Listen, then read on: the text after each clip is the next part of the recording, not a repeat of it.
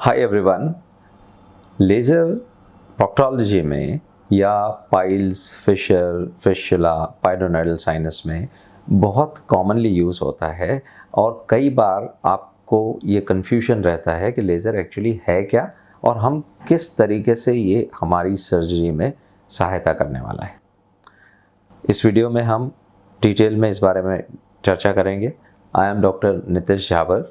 I am laparoscopic, robotic and laser surgeon at Apollo Hospitals, Navi Mumbai and Neolta Specialty Clinic in Vashi, Navi Mumbai।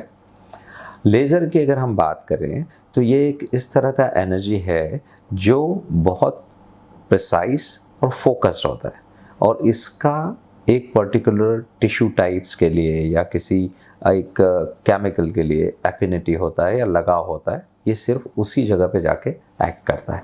तो इससे advantage ये है कि उसके आसपास में जो चीज़ें हैं जो जनरली हम अगर कन्वेंशनल तरीके से सर्जरी करें तो वो भी डैमेज होती हैं, वो लेज़र में नहीं होती है।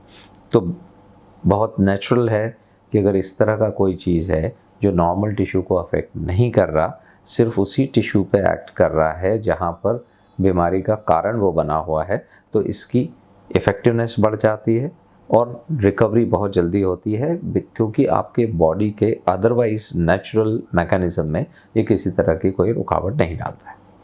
तो लेज़र बहुत तरह के होते हैं। आपने स्किन में भी लेज़र सुना होगा, यूरोलॉजी में लेज़र सुना होगा, बहुत जगह लेज़र्स यूज़ किए जाते हैं। इवन इंडस्ट्री में कई जगह मैन्युफैक्चरिंग में ये यूज़ होते हैं।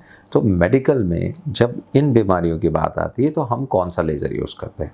तो हम जो लेज़र यूज़ करते हैं वो होता है डायोड सॉलिड स्टेट लेज़र। इसका एक फ्रीक्वेंसी होता है विच इज़ 1470 और इसकी जो एफिनिटी है या जो लगाव है वो दो चीज़ों से रहता है। एक होता है हीमोग्लोबिन जो ब्लड में रहता है और दूसरा होता है वाटर जो अगेन ब्लड का अराउंड 70% बनाता है, प्लस वेसल्स वॉल में भी होता है।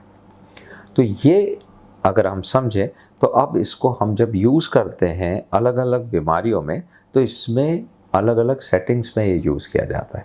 तो हम एक बार देखेंगे कि किस तरीके से इसको हम आपकी बीमारी के हिसाब से इंडिविजुअलाइज करते हैं कि आपकी जो रिक्वायरमेंट है। अगर आपको पाइल्स है तो कौन सी ग्रेड का पाइल्स है, अगर फिशर है तो हम ओपन फिशरेक्टोमी लैटरल इंटरनल स्फिंक्टरोटमी कर रहे हैं या हम क्लोज्ड लैटरल इंटरनल स्फिंक्टरोटमी कर रहे हैं, दोनों में किस तरह से हम लेज़र यूज़ करेंगे। अगर हमने फिशुला में यूज़ करना है तो कितना लंबा ट्रैक्ट है, किस मसल्स और कितना टिश्यू के थ्रू वो जा रहा है, उसके हिसाब से हम इसको मैनिपुलेट करते हैं। और अगर हम पायलोनाइडल साइनस कर रहे हैं तो अगेन ट्रैक्ट का कितना साइज़ है, कितना हमने लेज़र फायर करना है, कितना टोटल एनर्जी होना चाहिए, वो सब चीज़ें ध्यान में रखा जाता है।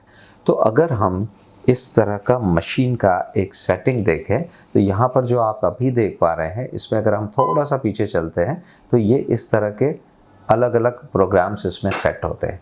हेमरॉइड्स का ग्रेड 1, 2, 3, फिशुला, पायलोनाइडल साइनस और फिशर एब्लेशन। इनमें से अगर हमने किसी भी एक चीज़ के लिए लेज़र को यूज़ करना है तो हमारे पास दो तरह के फाइबर्स होते हैं। एक फाइबर होता है जिसको हम बोलते हैं बेयर फाइबर। ये generally as a cutting tool use होता है जिसमें हम सिर्फ उसको किसी टिश्यू को कट करने के लिए यूज़ करते हैं। और जनरली ये जो बेयर फाइबर होता है ये सिर्फ लेज़र जब हम फिशर में यूज़ कर रहे होते हैं तब यूज़ किया जाता है।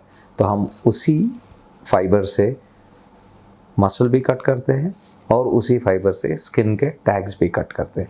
तो अगर आप देखें तो ये एक बेयर फाइबर होता है जिसको एक हैंड पीस पे इस तरह से माउंट किया जाता है और इसका टिप पर जो एक्टिव एनर्जी होती है वो सामने की तरफ जाके और एक कटिंग नाइफ की तरह चीज़ों को कट करती है। उसके अगेंस्ट अगर हम रेडियल फाइबर देखें तो ये एक रेडियल फाइबर इस तरह का फाइबर होता है जिसमें ग्लास टिप रहती है और अगर हम लेज़र को सपोज़ किसी एक चीज़ के लिए एक्टिवेट करें और इसको हम समझने की कोशिश करें कि ये टिश्यू में किस तरीके से एक्ट करता है, तो जब हम लेज़र को एक्टिवेट करते हैं तो इस तरह से इसको हम ऑन करते हैं। लेज़र जनरली आँखों को नुकसान पहुँचा सकता है, इसके लिए ज़रूरी होता है कि हम प्रोटेक्शन यूज़ करें, कुछ गॉगल इस तरह का यूज़ करें जिससे ये आँखों को रेटिना पे नुकसान ना पहुँचाए। अब अगर हम यहाँ देख रहे हैं तो कुछ तरह का सेटिंग्स होती हैं, कितना हम वॉट देते हैं और कितना पर हेमरॉइड्स हम कितना जूल्स का जो एनर्जी है वो उसमें फायर कर सकते हैं। अगर हम लेज़र की फ्रीक्वेंसी देखें तो ये नेकेड आइज़ को विजिबल नहीं होता है, आप लेज़र देख नहीं सकते हैं, तो इसको किसी चीज़ पे माउंट किया जाता है। तो इस केस में ये जनरली एक रेड कलर का जो एलईडी लाइट हमको दिख रहा है, इस पे एक्चुअल लेज़र माउंट किया जाता है। जहाँ भी ये रेड लाइट जाएगा उसी जगह पर जाकर लेज़र अपना इफेक्टिवनेस दिखाने वाला है। क्योंकि हम लेज़र नहीं देख सकते हैं, इसलिए सिर्फ इसको अगर हम ब्लाइंडली मूव करें तो ये किस जगह पे जाके अपना इफेक्ट करेगा वो हम कंट्रोल नहीं कर पाएंगे। तो अभी हम देखें बिल्कुल लेज़र फायर नहीं कर रहे हैं, कोई जूल्स इसमें से अभी फायर नहीं हुआ है, लेकिन जो रेड लाइट है वो अभी भी हम देख पा रहे हैं। अगर हम इसको किसी टिश्यू में, यहाँ पर जैसे हम पानी में डाल के इसको देख रहे हैं, तो ये एक 360 डिग्री का एक ऐसा रिंग बनाता है या हैलो बनाता है। ये रिंग वो एरिया डिनोट करता है जहाँ पे जाके ये पूरी तरह से एक्टिव होने वाला है। तो अगर हम फिस्टुलस ट्रैक्ट देखें, जो इस तरह का एक ट्रैक्ट है और इसके अंदर अगर ये फाइबर ऐसे जाता है तो अपने चारों तरफ इक्वल डिस्टेंस पे एक जैसा एनर्जी फायर करता है, और इसके चलते हमको जो ट्रैक्ट क्लोजर या जो हम ट्रैक्ट का जो एब्लेशन बोलते हैं उस तरह का एक इफेक्ट मिलता है कि जैसे हमने लेज़र यहाँ से फायर करना शुरू किया, the moment we start coming out, ये पूरा का पूरा ट्रैक्ट उसके ऊपर क्लोज हो जाता है।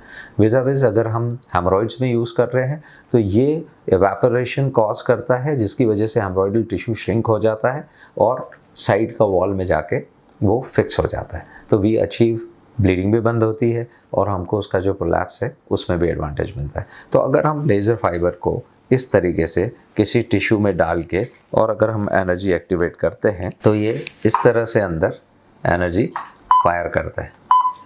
एवरी सिंगल टाइम हमें इस तरह का बीप मिलता है, ऊपर की तरफ हमको रीडिंग्स मिलती हैं कि हमने कितना इसमें एनर्जी फायर कर दिया है। तो अगर हम हेमरॉइड्स की बात करें और हम ये डिसाइड करें कि एक पर्टिकुलर हेमरॉइड पे हम सिर्फ 200 जूल्स या 150 जूल्स ही देंगे और दैट टू 6 वॉट पे, तो वो चीज़ हम रेगुलेट कर सकते हैं। तो इस तरीके से लेज़र जनरली आपके शरीर में जब सर्जरी हो रही होती है उस समय यूज़ किया जाता है। तो मुझे उम्मीद है कि आप लोगों को ये समझा होगा कि किस तरीके से लेज़र सर्जरी में हेल्पफुल होता है, और अगर आप इनमें से किसी भी बीमारी से ग्रसित हैं, अगर पाइल्स है या फिशर है या फिस्टुला है या पाइलोनाइडल साइनस है, तो लेज़र किस तरीके से कारगर साबित हो सकता है। Thank you.